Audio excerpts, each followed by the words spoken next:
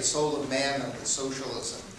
And I found my way back to that in a very circuitous route, not just because Joseph is here tonight, but I was listening to an interview with the owner of the Dallas Mavericks, Cuban, and he was saying something about the progress of, say, artificial intelligence and how lots of work that we now have will be gone. And he was, to me, celebrating the fact that students should actually be majoring in liberal arts disciplines, because really what a liberal arts education will do is educate students on how to live and how to live a good life.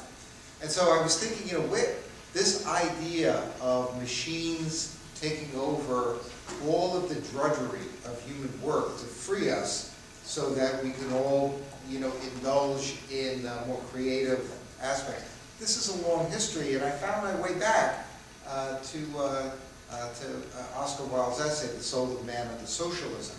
And as Joseph said, maybe he was posing in that, but it's a kind of a dream that he began, that he articulates in this essay, of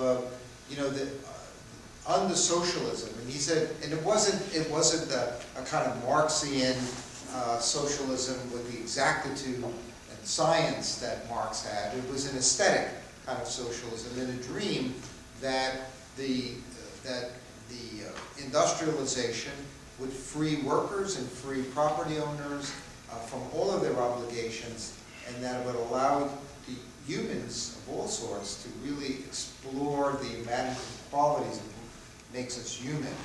And a dream, to be sure, but it's amazing just how prescient he was writing that essay in 1891, the same year that Leo XIII put out the first document, the Catholic social teaching, Rerum Novarum, on the new things on the problem of labor.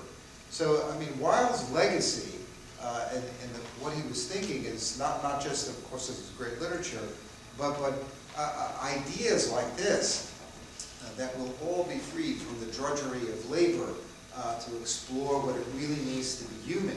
Now, maybe it was chimerical what he was talking about, but nonetheless, it's a way of thinking that has progressed over the decades. So I'm very grateful to Joseph for being here tonight, and Paul for being here and making this connection between art and culture.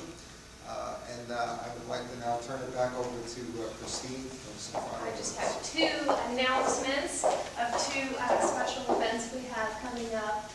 We have our annual Way of the Cross on Good Friday. It's a procession from the Chapel of St.